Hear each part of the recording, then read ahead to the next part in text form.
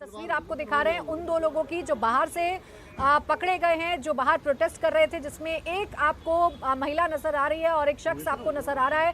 इन दोनों को पकड़कर अब अंदर थाने ले जाया जा रहा है। इनसे पूछताछ की जाएगी कि आखिर मंशा क्या थी और ये किसके कहने पर यहाँ पर आए थे, ये कौन लोग हैं, कब से इस चीज की प्लानिंग चल रही थी। जो दो लोग अंदर गए हैं, जो दो लोग अंदर जाकर अफरा तफरी मचाने में कामयाब रहे, जिन दो लोगों ने इतना बड़ा सिक्योरिटी कोलैप्स कर दिया, आखिर वो दो लोग कौन हैं? क्या ये सब लोग साथी हैं? इन लोगों की मंशा क्या है? इन तमाम सवालों के जवाब आना अभी बाकी है। लेकिन समीर जी, इसे एक लाइन में कहा जाएगा, ये बहुत बड़ी चूक है जो कि संसद भवन के अंदर हो गई।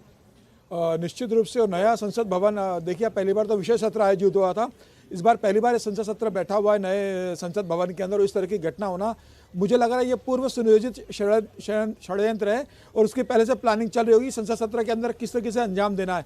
बाहर प्रदर्शन करना और अंदर इतनी पुख्ता सुरक्षा व्यवस्था होने के बाद चार सिक्योरिटी अरेंजमेंट को क्रॉस करके वहाँ पर गैस लेके जाना और नीचे कूदना, मुझे लग रहा है ये एक बहुत बहुत गंभीर मामला है। एजेंसी से उसको देखना पड़ेगा। और देखिए, अगर वो व्यक्ति सांसदों के बीच में कूद रहा, अगर उसके पास कोई नुकीला हथियार होता और वो किसी सांसद पे या किसी मंत्री पे हमला कर देता तो कितना बड़ा ऐसा खामियाजा भुगतना पड़ता। मुझे लग रहा है जिस सांसद ने इनका पास बनवाया होगा, निश्चित रूप से उसके लिए भी एक बहुत परेशानी का सबब होगा। हालांकि सांसद लोग तो अपने परिचित में ही बनाते हैं।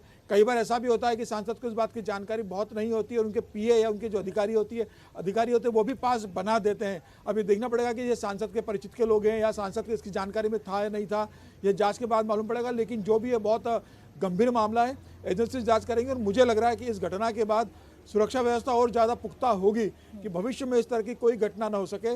मुझे लग रहा है एजेंसी इस पर बहुत तेजी से कार्रवाई करेगी। प्रताप सिम्हा जिसका नाम सामने आ रहा है, जिन सांसद का नाम सामने आ रहा है देवेंद्र, उनके लिए भी तो मुश्किलें होंगी।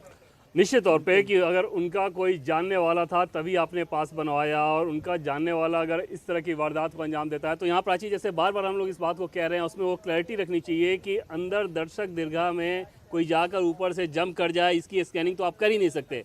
उसके लिए आपको सबकी मानसिक स्थिति की जांच करनी होगी, सबकी मंशा की जांच करनी होगी। नॉर्मल आदमी भी कूद सकता है अगर उस तरह से उसको क्राइम करना हो तो, लेकिन स्प्रे लेकर चले जाना वहाँ पर निश्चित तौर पर वो सीधे सीधे चूक है। और जिन जिन लोगों ने वहाँ स्कैनिंग की है उस समय जिसकी ड्यूटी रही है कि उसमें मिनट टू मिनट सारा रिजर्व रहता है। पहली बार जब आप पार्लियामेंट के गेट पर जाते हैं और जैसे वो पास दिखाते हैं तो वहीं से आपका मिनट रिकॉर्ड होना शुरू हो जाता है और उसके बाद वो अंदर तक वो मिनट ऐसे ही रिकॉर्ड रहता है। तो उस समय जिसकी ड्यूटी लगी रही होगी उनसे भी ये पूछताछ की जाएगी कि ये कैसे संभव हुआ कि ये शख्स वहाँ अंदर गया। सोचिए प्राची, ये शख्स जो कि अंदर पार्लियामेंट गया होगा, अंदर उसको पता होगा कि इतनी सारी सिक्योरिटी है, उसके बावजूद उसने इस काम को किया और भागने की कोशिश भी कर रहा है। मतलब उसको ये भरोसा भी है कि इस सिक्योरिटी सिस्टम से हम बाहर भी निकल के चले जाएंगे। और ये पार्लियामेंट की जो नई बिल्डिंग है वो अपने आप में फिलहाल नए लोग कोई जाएंगे तो उनको एक भूल भुलैया जैसा नजर आएगा और वहां पर इस तरह के काम को अंजाम देना वाकई